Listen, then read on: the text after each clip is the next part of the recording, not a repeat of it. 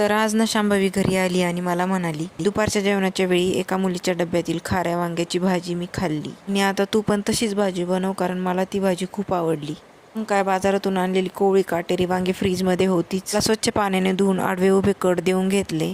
तयार करण्यासाठी इथे मी कोथिंबीर, खोबरं, लसूण, मिरची आणि थोडे शेंगदाणे घेतले आणि त्यात मीठ घालून मिक्सरला बारीक असं वाटण करून घेतलं. त्यानंतर तयार वाटण वांग्यामध्ये भरून घेतलं. कढईतील तेल गरम झाल्यावर त्यात जिरे, मोहरी, हिंग, हळद आणि कढीपत्त्याची फोडणी देऊन घेतली. त्यानंतर त्यात हळद आणि धनेपूड टाकली. बाकी कोणतेच मसाले वापरले नाही.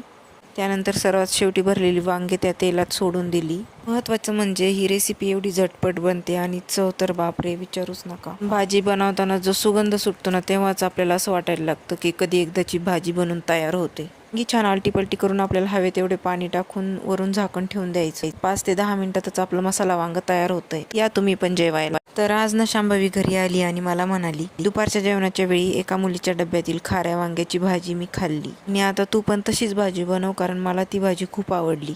मग काय, बाजारातून आणलेली कोवळी काटेरी वांगी फ्रीजमध्ये होतीच. त्याला स्वच्छ पाण्याने धुवून आडवे उभे कट देऊन घेतले.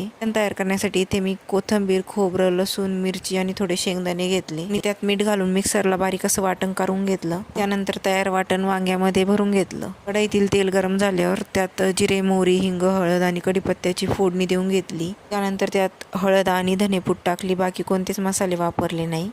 त्यानंतर सर्वात शेवटी भरलेली वांगे त्या तेलात सोडून दिली. महत्त्वाचं म्हणजे ही रेसिपी एवढी झटपट बनते आणि चव तर बापरे, विचारूच नका. भाजी बनवताना जो सुगंध सुटतो ना, तेव्हाच आपल्याला असं वाटायला लागतं की कधी एकदाची भाजी बनून तयार होते. ही छान आलटीपलटी करून आपल्याला हवे तेवढे पाणी टाकून वरून झाकण ठेवून द्यायचं. 5 ते 10 मिनिटातच आपलं मसाला वांग तयार होतंय. या तुम्ही पण जेवायला.